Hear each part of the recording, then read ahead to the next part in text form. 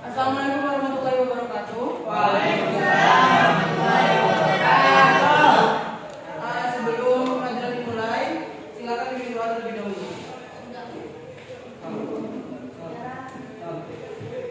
Ya, gerak mulai pelajaran. Marilah kita berdoa terlebih dahulu. Berdoa dimulai.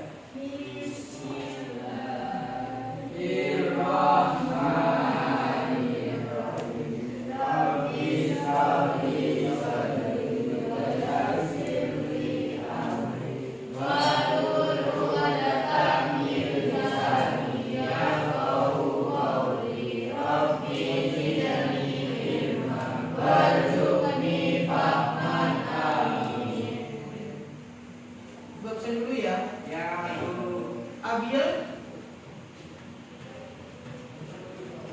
Hilmi,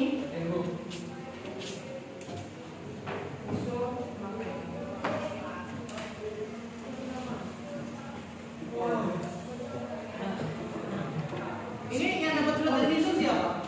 Saya, Dapat dari siapa? Mbak kelas.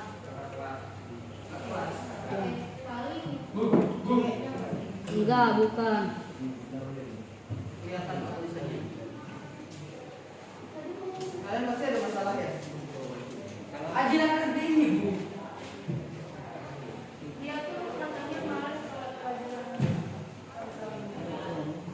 Terus dia pelajarannya apa itu, Pak? Main. Oh, bisa, Bu. Ada AKL izin ini. Sekolah. Sol. Rezi. Fatur. Isti. Smita. Irul. Ella. Freddy.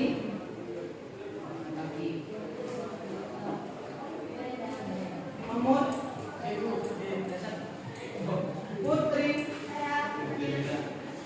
Alif. Hasan. Hesom. Arif. Faruk. Gila.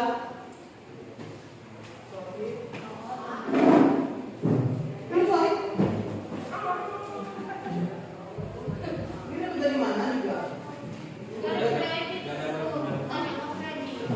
Ini nggak ada amplopnya emang.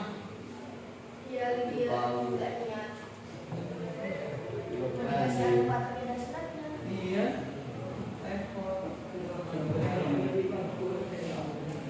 Saya nyata nama telepon dulu bos karena iya. Oke, perhatian. Materi hari ini yaitu strategi implementasi yaitu instalasi konfigurasi kepuasan pelanggan. Yang kemarin itu membahas apa? Pertemuan-pertemuan sebelumnya itu membahas tentang minggu-minggu sebelumnya. Enggak, materi-materi awal-awal itu membahas tentang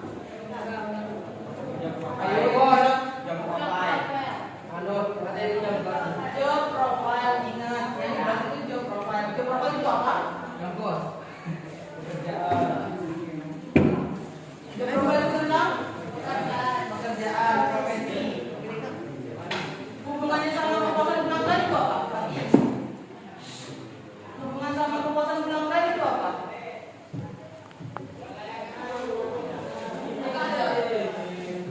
Pekerjaan sama kepuasan pelanggan hubungannya apa? Ayo kita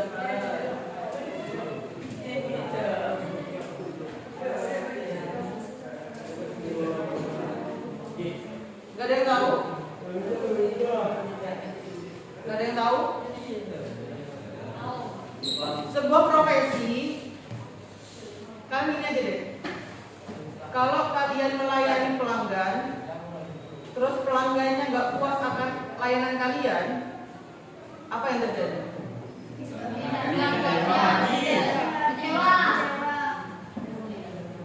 Sama. Setiap ketika kalian membuka sebuah usaha, kepuasan pelanggan itu diutamakan. Lanjut ya.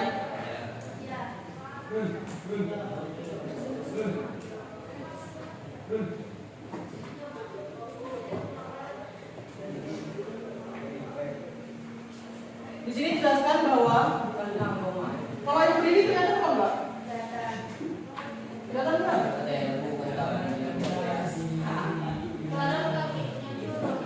Menurut Umar 2005, kepuasan pelanggan adalah tingkat perasaan konsumen setelah membandingkan antara apa yang diterima dan harapannya. Seorang pelanggan jika merasa puas dengan nilai yang diberikan oleh pihak produk atau jasa, sangat besar kemungkinannya menjadi pelanggan dalam waktu yang lama. Dari kata-kata ini, kalian paham nggak maksudnya apa? Apa?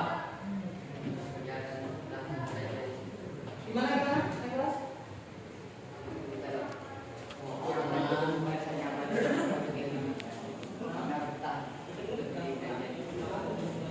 Yang lain?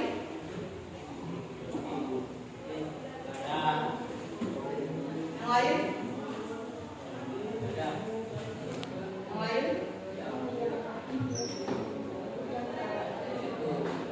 Kalau dari kata-kata ini, apa sih yang terlintas di benak kalian? Oh, maksudnya gini tak? Apa itu? Putri mau jawab?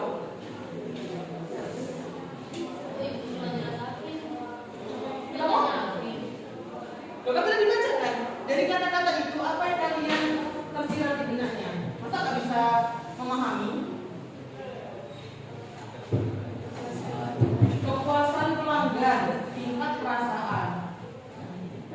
Jadi ini dari menurut Umar, beliau ingin mengatakan bahwa jika kalian memberikan setiap pelanggan yang membeli, pasti mereka punya harapan. Ketika contohnya gini, yang paling banyak harapannya ketika kalian beli baju di online shop. Ketika kalian beli baju di online shop, kalian belum melihat barangnya kan? Belum tahu bajunya gimana. Ini tolong. Belum lihat bajunya gimana, belum lihat kainnya gimana, belum lihat kualitasnya gimana. Tapi kalian sebagai seorang penjual pastinya masih deskripsikan bahwa ini bahan menggunakan ini, kainnya nyaman, kainnya dingin, ukuran sesuai. Oke, pelanggan beli toh, secara langsung pelanggan beli. Penjual bahkan memilihkan barang jualannya.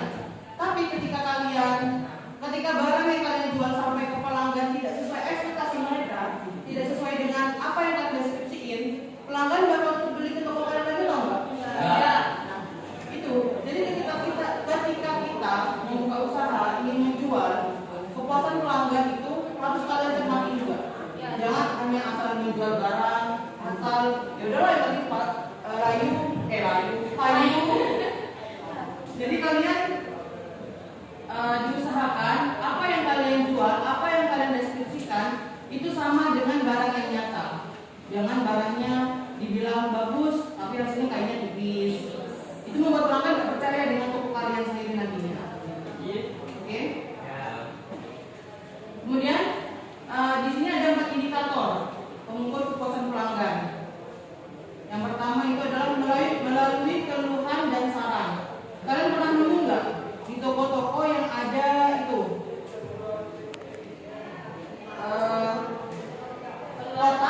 kotak untuk mengisi saran-saran? Belum pernah lihat? Ada yang pernah bisa lihat nggak? Bisa lihat bakalan? Itu kalau kalian tahu di kasirnya itu ada kotak di mana kalian itu bisa ngasih keluh pesan. Jadi selama pelayanannya gimana, selama jamuannya para pelayan kepada kalian itu bagaimana, atau ada fasilitas yang kurang memadai. Di perusahaan ini kan kita jual baju ya. Itu kalau misal ruang gantinya kurang, itu kalian bisa ngasih saran. Itu mengukur kepuasan pelanggan yang pertama dengan caranya seperti itu. Kenapa? Kalian bisa tahu hal apa yang akan kalian perbaiki nanti. Contoh, kayak misalnya itu kurangnya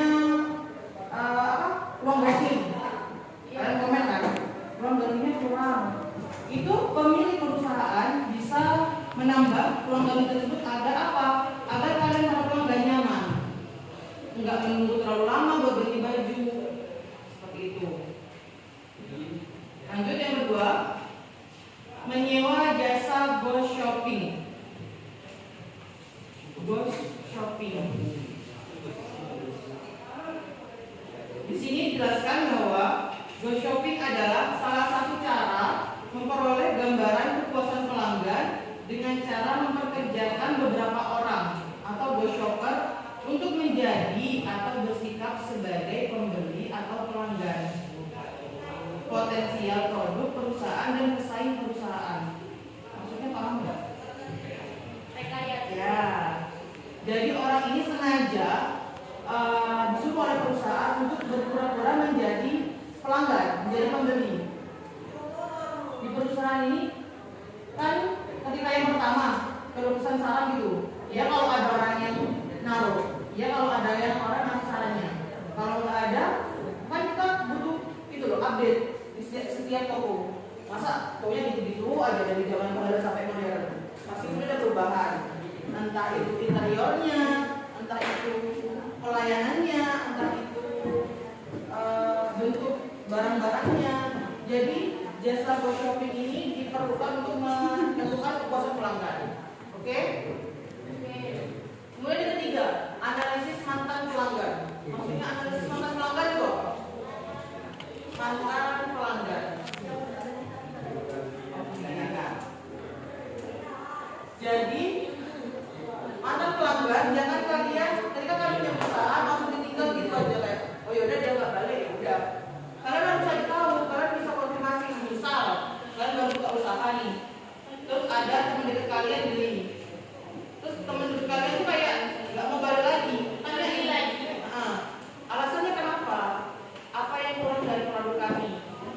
Misal baju, apakah bajunya kurang up to date, atau persediaan bajunya kurang banyak, atau kadang pernah nggak kalian itu beli baju, tapi ukurannya itu nggak ada, tinggal satu stoknya, kan nggak kalian jadi males kan? Ya, udahlah, ngapain itu kalau itu stoknya juga nggak ada. Nah, itu juga mengukur kepuasan pelanggan apakah puas dengan pelayanan yang diberikan. Selanjutnya,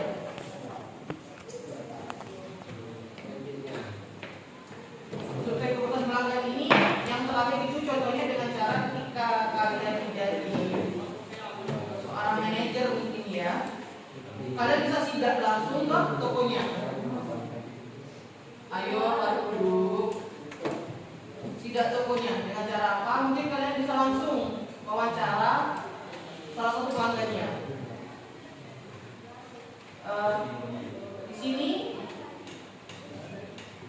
dalam melakukan survei itu ada beberapa hal yang harus diperhatikan untuk memperoleh jawaban yang benar-benar akurat dan bermanfaat untuk mengetahui kepuasan pelanggan. Yang pertama, hindari memberikan pertanyaan yang terlalu banyak. Kalian kalau misalnya diwawancara orang, dikasih pertanyaan yang banyak, bakal senang jawab apa males? Kalian tugasnya kalian ketika menyurvei pelanggan secara langsung memberikan pertanyaan yang singkat namun to the point, langsung pada intinya. Yang kedua, berikan arah pertanyaan yang jelas, jangan bertele-tele, jangan bolak-balik ke sana ke sini, padahal intinya satu. Yang kedua, jika memungkinkan, perusahaan bisa memberikan reward. Contohnya, ketika kalian dimintai tolong menjadi narasumber survei kepuasan pelanggan, otomatis diwawancara kan? Diwawancara itu memerlukan waktu, nggak mungkin 1 menit selesai, 5 menit. Nah, sebagai ganti rugi atas waktu yang kalian ambil, kalian bisa kasih reward kepada pelanggan tersebut. Yang terakhir, pilihlah media paling efektif untuk melakukan survei agar tepat sasaran dan tidak menimbulkan beban pengeluaran yang besar bagi perusahaan. Contohnya media, ini maksudnya adalah kalian bisa wawancara atau melalui internet atau ada yang masih brosur tanya jawab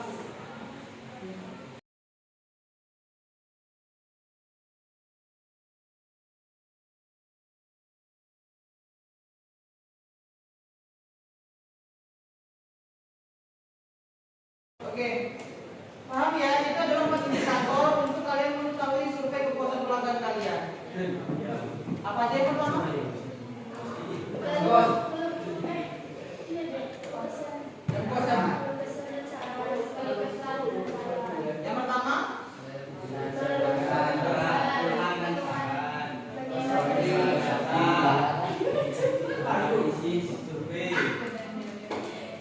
Yang pertama apa? Yang kedua?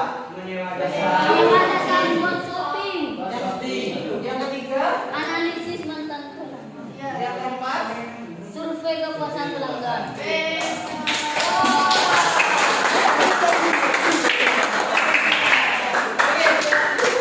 Lanjut. Di sini tahu kan perbedaan ketika kalian menjual produk dan jasa? Beda? Apa? Perbedaan menjual produk dan jasa.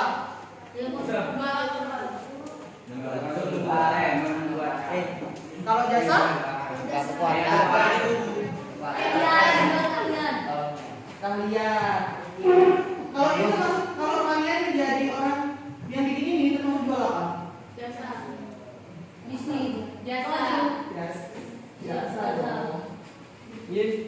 Bisa dilihat nih.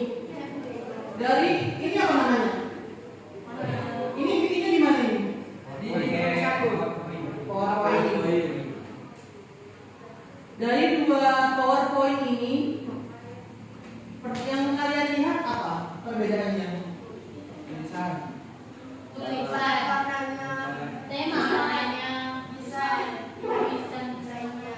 Lebih menarik yang mana? Yang abu-abu yang ada bunyinya. Yang kiri, Bu. Yang kiri. Kenapa yang kiri? Lebih estetik.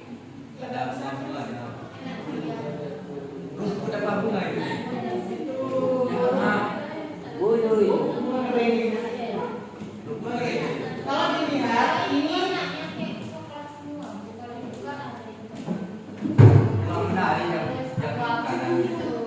ya. Berarti yang menarik yang mana? Kiri. Oke. Jika kalian menjadi seorang yang menjual jasa, menjadi seorang penjual jasa, apalagi disuruh jasa joki membuat PPT.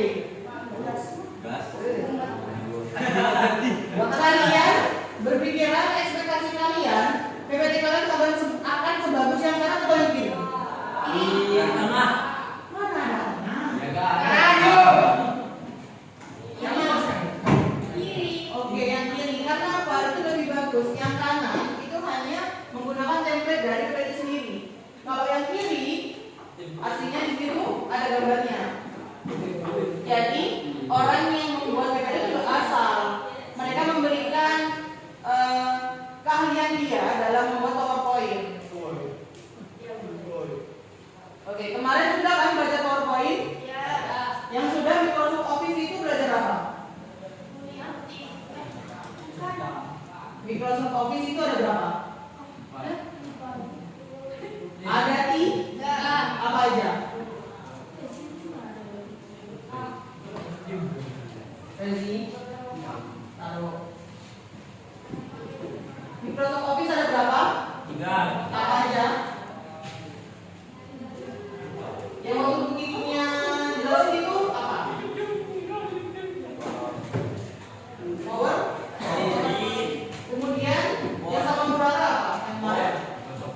Oke. Yang terakhir nanti ada Excel. Kalau ini, ibu pakai apa?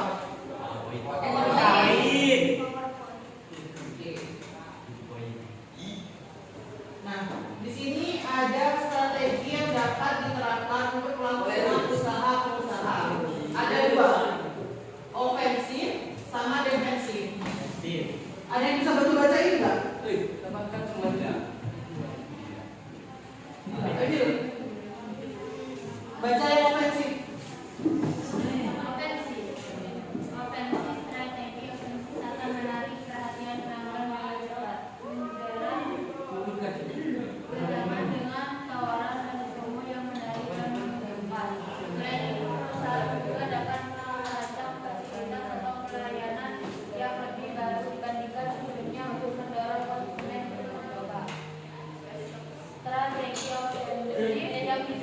juga dalam strategi menyerang biasanya fokus jangan menggunakan biaya perusahaan untuk mendorong promosi advertisement iklan pelayanan web maupun di lokasi yang strategi yang sering dilihat banyak orang perusahaan yang menggunakan advertisement di sosial media untuk memanfaatkan praktisa teknologi di era serba digital. Promo yang diberikan dapat bersifat hadiah seperti contoh pembelian baju radio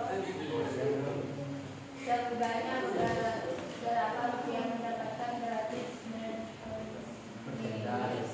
perusahaan. Paham maksudnya apa sih? Strategi dari hadiah. Dengan cara Promo. promo apa yang pernah kalian dapat dari kalau dilihat dari ofensifnya? Kalian pernah dapat apa? Diskon. Dapat HP beli HP. Ya, beli HP dapat HP di download. Ya, kalian pernah dapat gratis apa? Kalian pernah beli apa yang kalian itu dapat merchandise dari tokonya? Beli HP dapat casing. Beli HP dapat casing. Beli HP dapat casing. Oke. Yang lain? Beli ada sabun? Apa lagi? Beli sabun aja dapat piring. Kecap juga. Kecap. Beli serenteng dapat 2. Habis 2. Enggak, beli Apa? beli kopi serenteng dapat 2. Bola gratis 2. Itu. Dikasih ikan tuh. Dikasih ikan. Gimana jadi ikan aja dong? Paham ya ofensif itu apa? Ya. Selanjutnya defensif. Tolong, Mas Vita. Bagus. Pertahanan sering dipakai perusahaan untuk mempertahankan produk.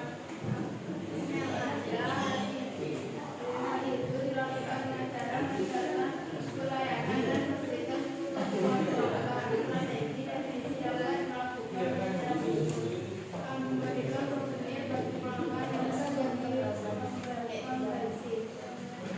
Membagi ucapan selamat hari raya kepada pelanggan dan meningkatkan pelayanan pelanggan. Oke, paham maksudnya defensif? Halo. Hai. Paham maksudnya defensif? Defensif. Di sini dijelaskan memberikan souvenir bagi pelanggan yang mengikuti membership. Ya. Terus ada ucapan selamat hari raya. Ya. Ada meningkatkan fasilitas gedung. Ya. Dan itu tahu. Ya. Terus sekarang perbedaannya ofensif sama defensif itu apa? Berubah. Jadi perbedaannya ofensif ini biasanya dilakukan ketika kebanyakannya mereka membuka toko baru, menjual menu baru. Jangan, Misal nanti ketahuan. jual es teh. Kemarin si boba Ya. beli satu gratis satu kan? Ya. Itu masuk ke Defensif. Oke. Tapi kalau ketika kalian McD tahu McD kan? Tahu. Nah, ketika kalian drive itu ada stiker McD, itu masuk apa? Oke. Tahu kan perbedaannya?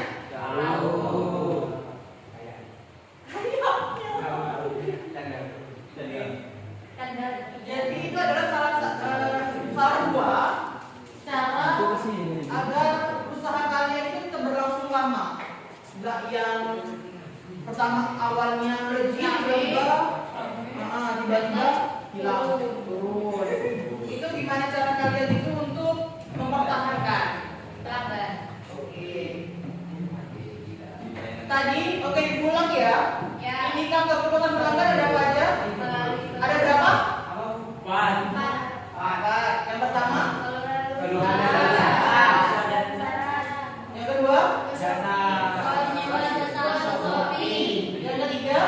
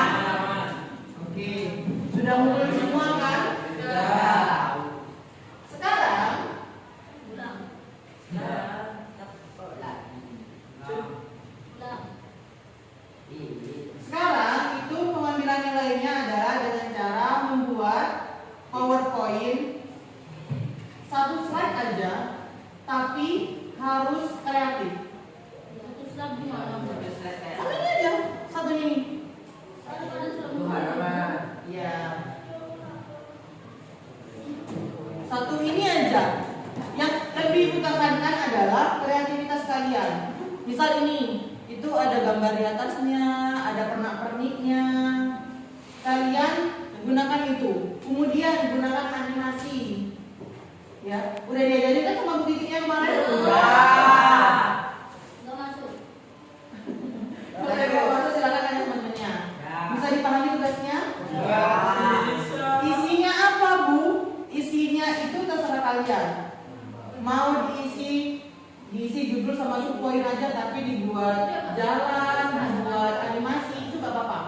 Gak perlu harus cerita panjang. Oke. Paham? Paham. Waktunya sebelum istirahat jam pertama. Wah, Ibu. Tentu beli betul. Satu-satu. Iya. Satu-satu. Iya. Nih, satu-satu. Jangan dulu aja. Iya. Ininya sebelum jam istirahat pertama dulu. Masalah ada kendala apa di belakang nanti, apa kata nanti? Oke? Oke. Udah, silakan mengerjakan. Yuk. Yang mau, oke, ini ada 7 ya? 8. Di depan ada, enggak, satu nggak bisa. Yang mau di sini 2, silakan. Ini gimana? Pakai deh. Satu-satu Ada orang. di depan ini kan?